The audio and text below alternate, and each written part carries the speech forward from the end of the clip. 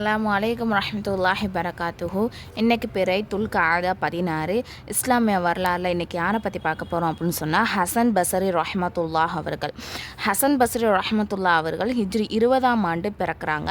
இவங்க அபு ஜெய்தின் பரம்பரைகளில் தோன்றிய இவரின் தந்தை பேர் என்ன யாசர். இவங்க ஜெய்து பின் ஜாபித் ரலியல்லாஹு அவர்களால் விடுதலை செய்யப்பட்ட அடிமை தான் இவங்களுடைய தந்தை. இவங்களுடைய தாய் யார் அப்படின்னு சொன்னால் உம்மு சல்மா ரலியல்லாஹு அவர்களுக்கு பணிப்பெண்ணாக இருந்தவங்க தான் யார், ஹசன் பஸ்ரி ரஹ்மத்துல்லா அவர்களுடைய தாயார். ஹசன் பஸ்ரி ரஹ்மத்துல்லா அவர்கள் 12 வயசுலேயே குரானை முழுமையாக மன்னன் செஞ்சுட்டாங்க. குரானில் அறிஞராகவும் அதன் பாடங்களின் பெரும் நிபுணராகவும் இருந்திருக்காங்க. தாபீன்களின் இவர்கள் தான் முதன்மையானவர்கள். சரிங்களா? தாபீன்கள்னால் யார் அப்படின்னு சொன்னால் சஹாபாக்களை பார்த்தவங்க. சரிங்களா? சஹாபாக்கள் காலத்தில் வாழ்ந்தவங்க தான் தாபீன்கள். ஓகேங்களா? அவங்கள முதன்மையானவங்க யார் அப்படின்னு சொன்னால் ஹசன் பஸ்ரி ரஹ்மத்துல்லா அவர்கள். சஹாபி அல்லாத ஒருவர் சஹாபிகளுக்கு இணையாக இருந்தவர் தான் யார், ஹசன் பஸ்ரியை விட வேறு யாருமே இல்லை அப்படின்னு சொல்லிட்டு அபு ஹுரைரா ரலியல்லாஹு அவங்கள பாராட்டி சொல்லியிருக்காங்க. இஸ்லாமிய கல்வி கடல் என்னும் சிறப்பை பெற்றிருந்தாங்க. புறக்கல்வியில் அதாவது புகழ் பெற்றிருந்தாலும் ஆன்மீகத்தில் அதாவது அகக்கல்வியிலும் அதிக நாட்டம் கொண்டிருந்தாங்க. எனவே தமது ஈமானின் வலிமையும் சொற்பொழிவு மற்றும் அறிவுரைகளாலும் ஏராளமானவரை என்ன பண்ணியிருக்காங்க அப்படின்னு சொன்னால் தவறான பாதையிலிருந்து அவங்கள காப்பாற்றிருக்காங்க. ஆன்மீக என்னும் ஆறுகளின் மூல ஊற்று இவங்களாக தான் இருந்திருக்காங்க. ஆன்மீகத்தின் பெரும்பாலான தொடர் இவர் வழியாக ஹஜ்ரத் அலி ரலியல்லாஹு அவர்களை சென்றடைகிறது. அரசியல் ஈடுபாடு அறவே இருந்ததில்லை. ஆனால் தேவை ஏற்படின் ஹஜ்ஜாஜ் முன்னிலையிலும் உண்மையை எடுத்துரைக்க தயங்கியதே கிடையாது. ஹிஜ்ரி 110ஆம் ஆண்டு வெள்ளிக்கிழமை இரவுல மஃபாத்தாராங்க. இன்னா லில்லாஹி வ இன்னா இலைஹி ராஜிஊன். அன்னலாரின் அற்புதம், உணவில் பரக்கத். அபு அய்யூப் அன்சார் ரலியல்லாஹு தெரிவிக்கிறாங்க, அவங்க ஒரு தடவை என்ன பண்ணுறாங்கன்னா, அதாவது 2 நபருக்காக உணவை தயார் செஞ்சு ரசுல்லாவையும் அபுபக்கரையும் விருந்துக்கு அழைக்கிறாங்க. ஆனால் ரசுல்லா என்ன பண்ணிட்டாங்க அப்படின்னு சொன்னால் அன்சாரிகள் அனைவரையும் அழைச்சிட்டு வருமாறு அவங்கள்ட்ட சொல்லிடுறாங்க. அவங்களும் அதே மாதிரி செய்கிறாங்க. அந்த விருந்தில் 180 பேர் கலந்துக்கிட்டு வயிறார சாப்பிட்டாங்க.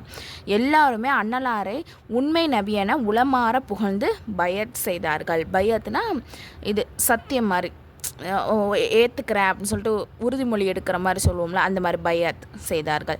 ஒரு ஃபர்லை பற்றி ஹாஜிகள் குர்பானி கொடுத்தல். அல்லாஹு தஆலா கூறுகிறான், ஹஜ்ஜையும் உம்ராவையும் சேர்த்தே செய்பவர் தனக்கு இயன்ற ஒரு பிராணியை குர்பானி கொடுப்பது வாஜிபாகும். அதாவது என்னென்னா, ஹஜ்ஜுடைய காலத்தில் இஹ்ராம் அணிஞ்சு மக்காவுக்கு போய் உம்ரா செஞ்சுட்டு இஹ்ராமை களைஞ்சிட்டு பிறகு துல்ஹஜ் 8ஆம் நாள் இஹ்ராம் அணிஞ்சு ஹஜ் செய்கிறாங்க அப்படின்னு சொன்னால் அவங்க மீது குர்பானி வாஜிபாக இருக்குது. ஒரு சுன்னத்தை பற்றி குடும்பத்தினருக்காக துவா. நல்லோர்கள் தம் குழந்தைகளுக்காக இந்த துவாவை அதிகமாக ஓதுவாங்க.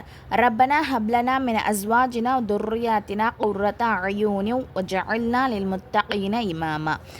இதோடைய பொருள் என்ன அப்படின்னு சொன்னால், எங்கள் இரட்சகனே, எங்கள் மனைவியர் மற்றும் குழந்தைகளிடமிருந்து எங்கள் கண்களுக்கு குளிர்ச்சி அளிப்பாயாக, இன்னும் முன்னே அஞ்சுவோருக்கு வழிகாட்டியாக எங்களை ஆக்குவாயாக.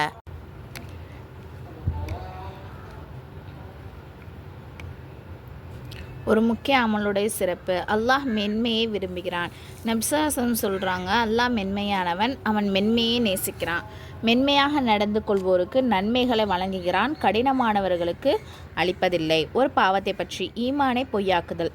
குர்ஆன் அல்லாஹ் தஆலா சொல்கிறான், எவன் கஞ்சத்தனம் செய்து தன்னை தேவையற்றவனாக கருதுகின்றானோ, அதாவது அல்லாஹ்வின் அருளை விட்டும் தன்னை தேவையற்றவனாக கருதுகிறானோ, இன்னும் நல்லவற்றை பொய்யாக்குகின்றானோ, நாம் அவனுக்கு நரகத்தை ஈட்டி தரும் கடுமையான தீய பழக்க வழக்கங்களை எளிதாக்கி வைப்போம்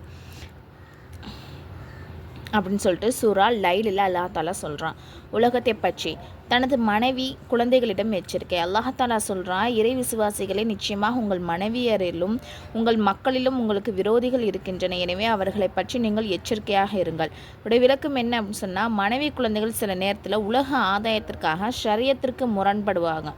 அவர்களை தீனின் விரோதிகள் என அல்லாஹ் கூறுகிறான். அத்தகைய ஒரு கருத்துக்கு தான் செவி சாய்க்காதீர்கள்னு சொல்லிட்டு அல்லாஹ் தஆலா சொல்கிறான். மறுமை பற்றி ஈமானுடையோரும் மறுமை நாளும். அண்ணல் நபி ஸல்லல்லாஹு அலைஹி வஸல்லம் அவர்களிடம் 50,000 ஆண்டுகளுக்கு சமமான நாளை கியாமத்தை பற்றி அது எவ்வளவு அதாவது நீண்டு இருக்கும் என வினவிய போது நபிசாசன் சொல்கிறாங்க, எவன் வசம் என் உயிர் இருக்கிறதோ அவன் மீது ஆணையாக, அதாவது அல்லாஹ் மீது ஆணையாக, அந்த நாள் முஃமின்களுக்காக அவர்கள் ஃபர்லான தொழுகையை நிறைவேற்றும் காலம் எவ்வளவோ அந்த அளவுக்கு சுருக்கப்பட்டு விடும் என பதிலளித்தார்கள். நபி வழி மருத்துவம். சுரைக்காயின் பலன். அனஸ் ரலியல்லாஹு சொல்கிறாங்க, சாப்பிடும்போது நபிசுல்லாசலம் பாத்திரத்தில் நாலாப்புறமும் சுரக்காயை தேடி தேடி சாப்பிட்டதை நான் பார்த்தேன். அன்றிலிருந்து சுரக்காயின் மீது பிரியும் எனக்கு ஆசை அதிகமாயிடுச்சு அப்படின்னு சொல்கிறாங்க. அனலாரின் அறிவுரை. நபிசுல்லாசலம் சொன்னாங்க, விளையாட்டுக்காக கூட தன் சகோதரன் பொருளை எடுக்காதீர். உரிமை இருந்தாலும் அனுமதியின்றி என்ன பண்ணக்கூடாது, எடுக்காதீர் அப்படின்னு நபிசாசம் சொல்லியிருக்காங்க. இன்ஷா அல்லாஹ் இன்றைக்கி தெரிஞ்ச விஷயத்த உங்களுக்கு தெரிஞ்சவங்களுக்கு ஏற்றி வைங்க. அஸ்ஸலாமு அலைக்கும் வரஹ்மத்துல்லாஹி வபரகாத்துஹு.